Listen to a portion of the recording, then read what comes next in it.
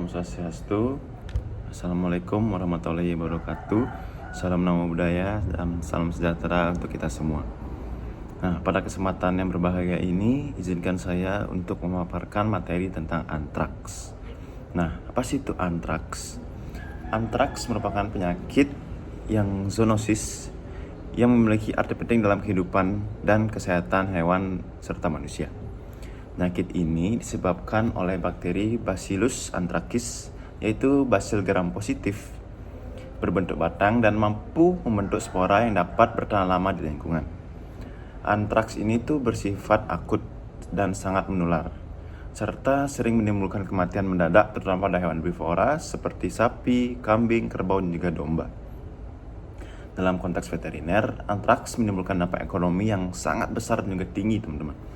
Tingkat kematian hewan, serta penurunan produktivitas daging atau susu, serta pembatasan aktivitas perdagangan hewan dan produk peternakan.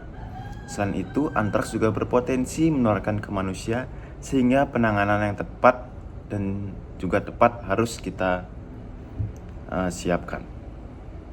Nah, penyakit menular ini tuh biasanya dapat terjadi ketika hewan atau sapi itu memakan dari spora tersebut. Ada contoh beberapa kasus pada sapi. Contohnya, pada sebuah peternakan di desa Kramas itu dilaporkan kejadian beberapa ekor sapi yang mati secara tiba-tiba, teman-teman, dengan menunjukkan gejala klinis berupa demam tinggi, kemudian kesulitan bernafas, serta keluarnya darah berwarna gelap dari lubang hidung dan juga mulut. Berdasarkan temuan ini, kasus itu dikonfirmasi sebagai kejadian penyakit antraks akut pada sapi. Sebagai langkah pengendalian yang dilakukan berbagai tindakan cepat di lapangan, antara lain yaitu karantina lokasi, pembongkaran bangkai ketika sapi itu sudah tidak ada, lalu penyemprotan desinfektan pada area pengembalaan atau peternakan, lalu serta memberikan vaksin darurat kepada sapi-sapi yang sehat di sekitar lokasi kasus tersebut agar tidak menular pada sapi lainnya. Upaya yang cepat dan tepat dari petugas veteriner terbukti efektif dalam menekan potensi penyebaran yang lebih luas. Seperti itu, teman-teman. Nah, sudah seperti yang saya jelaskan tadi, penyakit antraks pada sapi ini disebabkan oleh bakteri Bacillus anthracis, yaitu Bacil gram positif yang dapat membentuk spora dan memiliki kemampuan bertahan lama di lingkungan. Spora bakteri ini tuh biasanya masuk ke dalam tubuh hewan melalui tanah, lalu ada air yang terkontaminasi.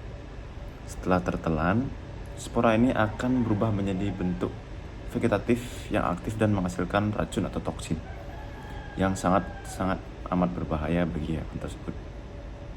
Secara klinis, tanda-tanda antraks pada sapi ini meliputi demam tinggi, gangguan pernapasan, serta keluarnya darah berwarna gelap dari hidung dan mulut yang tidak mengalami pembekuan.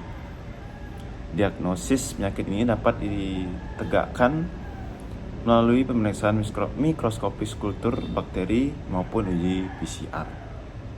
Nah, pencegahan yang kita dapat lakukan yaitu melalui vaksin rutin seperti vaksin Sterne yang terbukti efektif menurunkan gejala tersebut agar tidak meluas.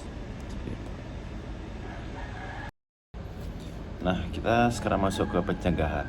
Pencegahan apa saja sih yang kita dapat lakukan untuk menanggulangi dari penyakit antraks ini, agar kedepannya jikalau kita memiliki hewan ternak seperti sapi, domba, atau kambing, kita dapat melakukan pencegahan awal tersebut agar penyakit tidak menular.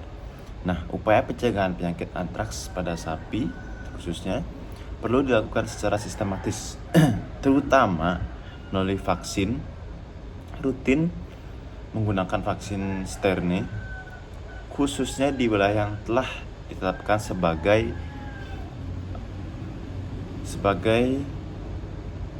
daerah endemik. Sangat disarankan agar sapi tidak digembalakan di lokasi yang sebelumnya pernah menjadi sumber dari penularan antraks tersebut. Sebab spora bakteri tersebut dikenal mampu bertahan hidup di dalam tanah dalam jangka waktu yang cukup lama. Apabila terjadi kematian, bangkai hewan itu harus segera dikubur di tempat yang aman dan diberi desinfektan agar bakteri dari antraks ini tidak menular.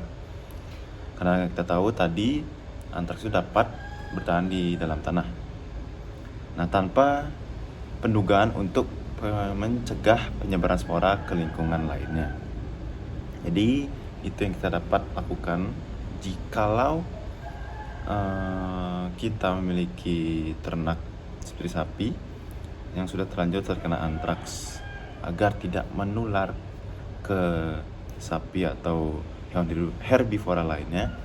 Kita dapat melakukan cara tersebut. Nah, oke, sekarang masuk ke pengobatan dari bakteri antraks ini atau penyakit antraks ini. Nah, pengobatannya efektif pada tahap awal sebelum gejala parah atau kematian. Itu dapat dilakukan dengan antibiotik spektrum luas seperti penisilin, lalu oxytetracycline atau ciprofloxacin sesuai dosis dan anjuran dokter tentunya. Jika sudah klinis, pengobatan kurang lebih berhasil karena toksin B. Antrakis sudah menyebar.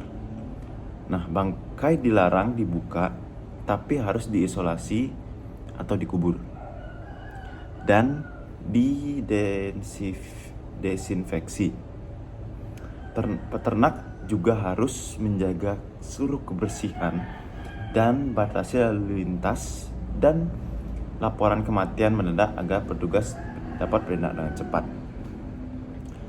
Hal tersebut dapat membantu mencegah penularan dari antraks tersebut agar tidak menular ke hewan-hewan lainnya. Oke, kesimpulan dan juga saran yang dapat dilakukan adalah antraks adalah penyakit akut dan zoonosis berbahaya yang ditandai dengan darah gelap dari lubang tubuh dan kemampuan spora bertahan lama, menyebabkan kerugian ekonomi. Nah, dapat dicegah dengan efektif melalui vaksin rutin, biosecurity yang ketat, dan juga pengelolaan bangkai yang aman agar nantinya spora tersebut tidak mudah menyebar, teman-teman. Deteksi dini dan juga pelaporan cepat itu sangat penting untuk pencegahan.